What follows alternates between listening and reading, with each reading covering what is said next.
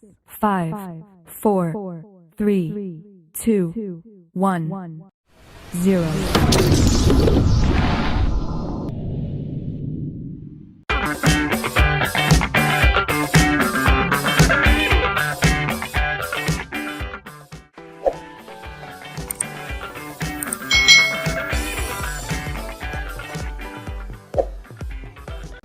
Hai, selamat datang di channel YouTube Kak Citra. Apa kabar adik-adik semuanya? Kak Citra berharap kalian dalam keadaan yang baik, sehat, dan siap untuk belajar ya. Hari ini kita akan belajar bersama-sama untuk mata pelajaran tematik kelas 6. Kita belajar di tema 8 Bumiku, subtema 1 perbedaan waktu dan pengaruhnya, pembelajaran yang ke-6. Mari adik-adik kita belajar dengan penuh semangat ya. Keadaan alam Indonesia. Indonesia memiliki lebih dari ribuan pulau. Pulau terpadat penduduknya adalah di Pulau Jawa ini adik-adik. Lebih dari setengah atau sekitar 65% penduduk Indonesia hidup di Pulau Jawa. Indonesia memiliki 5 pulau besar, yaitu Pulau Jawa, Pulau Sumatera, Kalimantan, Sulawesi, dan Papua. Indonesia ini juga memiliki lebih dari 400 gunung api adik-adik, gunung yang masih aktif ya, yang sewaktu-waktu bisa meletus ya. Nah, sekitar 130 diantaranya termasuk gunung api aktif. Sebagian dari gunung api terletak di dasar laut dan tidak terlihat dari permukaan laut adik-adik. Indonesia merupakan tempat pertemuan 2 rangkaian gunung api yang aktif. Selain itu, terdapat puluhan patahan aktif di wilayah Indonesia. Indonesia mempunyai iklim tropik basah yang dipengaruhi oleh angin muson barat dan angin muson timur. Dari bulan November hingga Mei, angin bertiup dari arah barat laut. Angin ini akan membawa banyak uap air sehingga pada bulan November sampai Mei ini akan mengalami musim hujan. Sedangkan bulan Juni hingga Oktober angin bertiup dari tenggara. Nah, angin ini bersifat kering sehingga pada bulan-bulan tersebut Indonesia akan mengalami musim kemarau.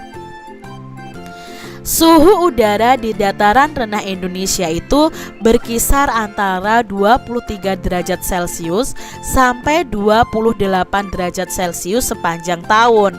Namun suhu juga sangat bervariasi.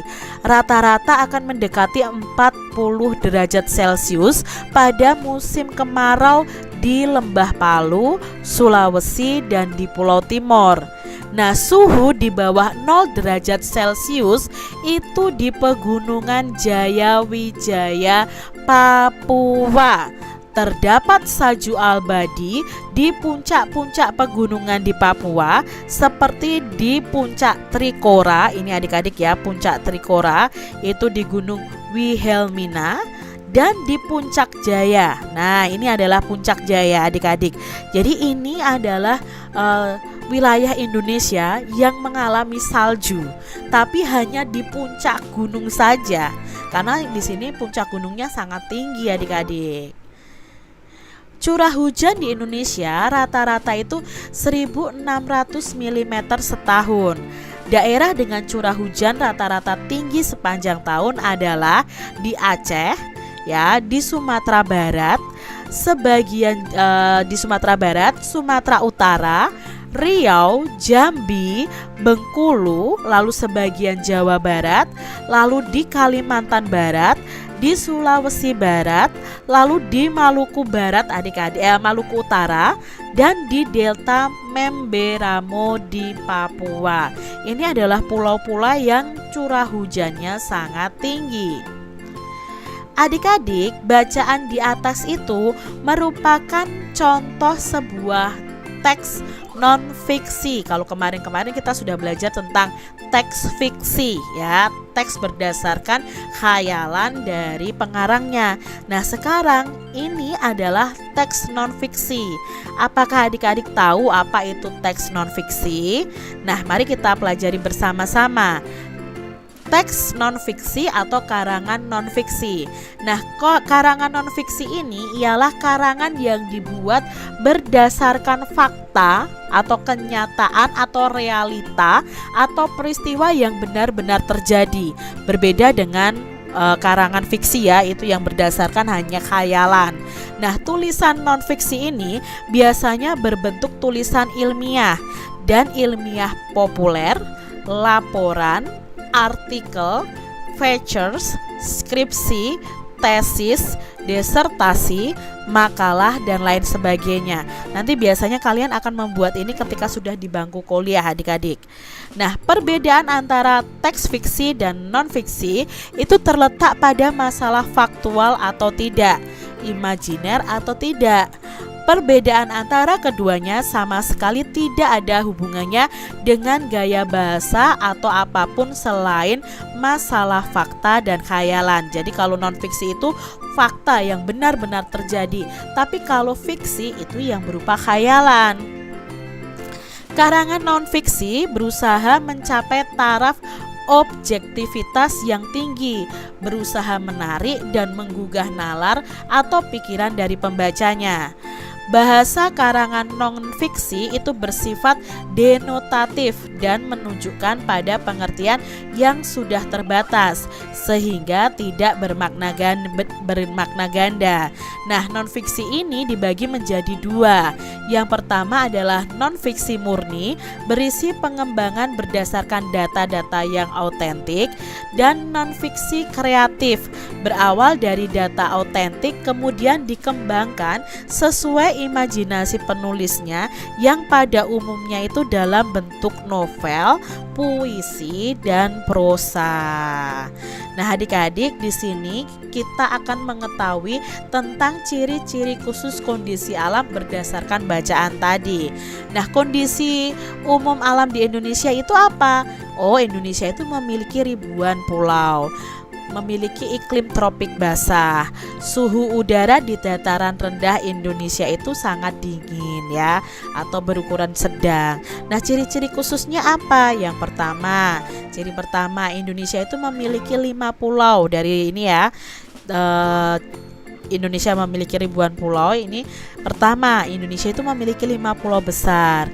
Lalu Indonesia itu memiliki 400 gunung api ya, kurang lebih 400 gunung api. Dan Indonesia merupakan tempat pertemuan 2 rangkaian gunung api yang aktif.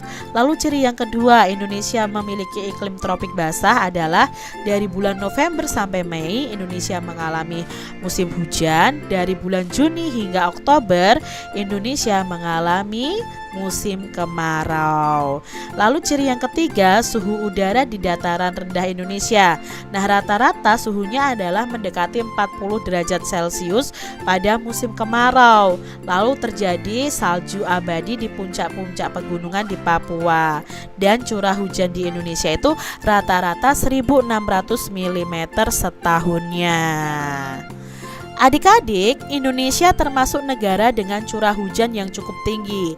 Pada musim hujan, beberapa daerah akan mengalami bencana banjir. Nah, coba adik-adik baca artikel tentang banjir di bawah ini.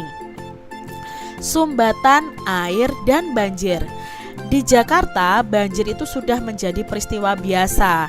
Pertama kali banjir di Jakarta terdokumentasikan pada tahun 1699. Banjir sudah terjadi di Jakarta sejak zaman kolonial.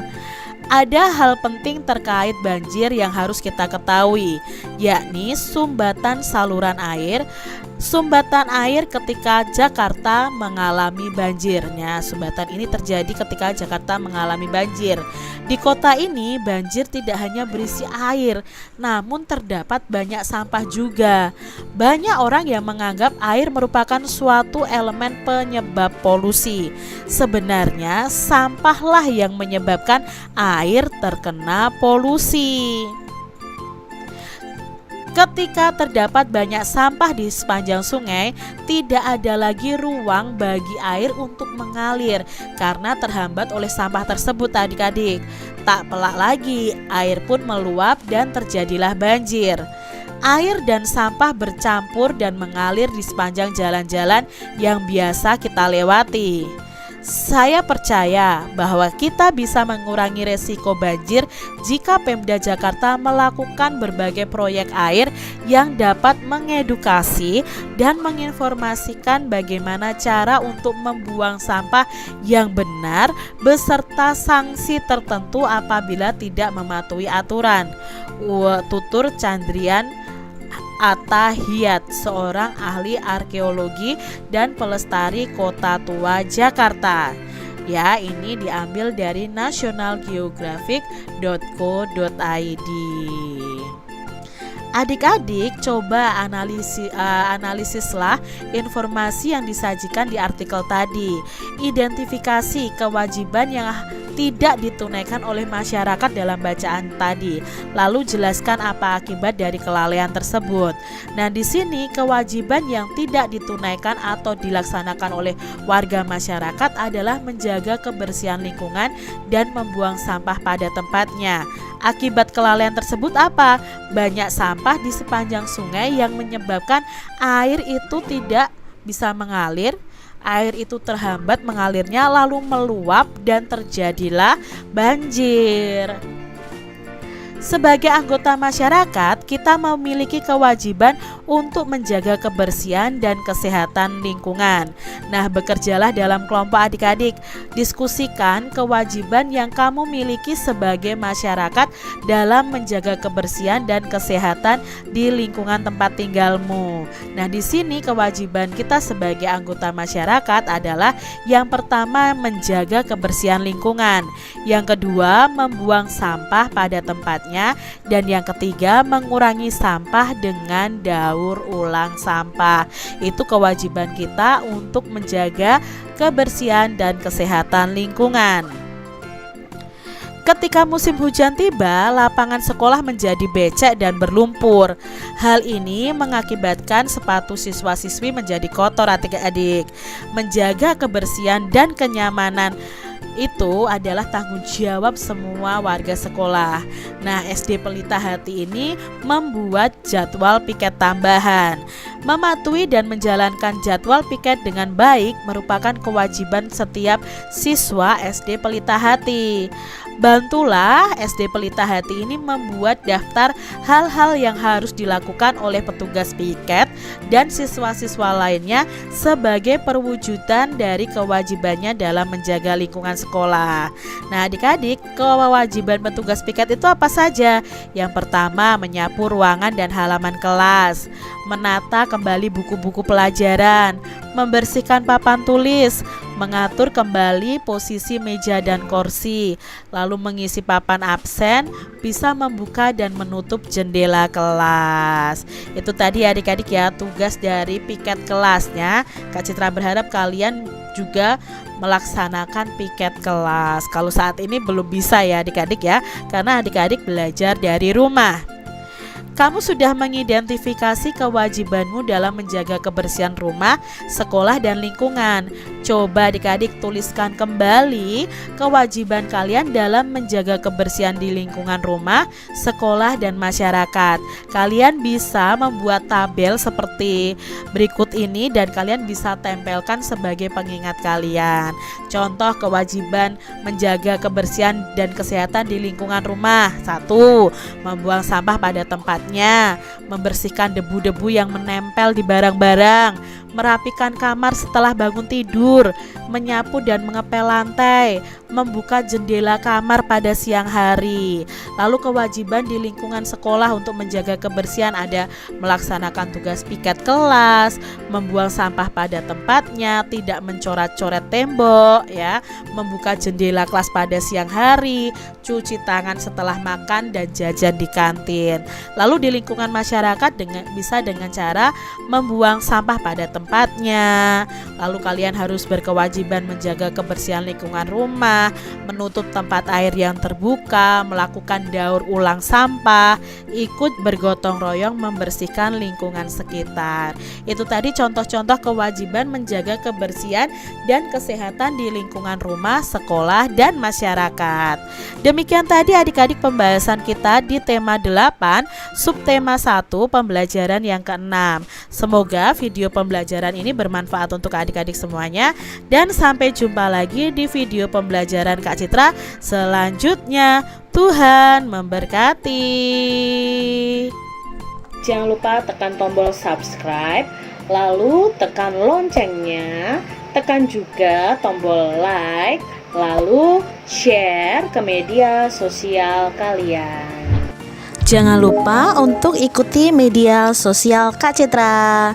Terima kasih.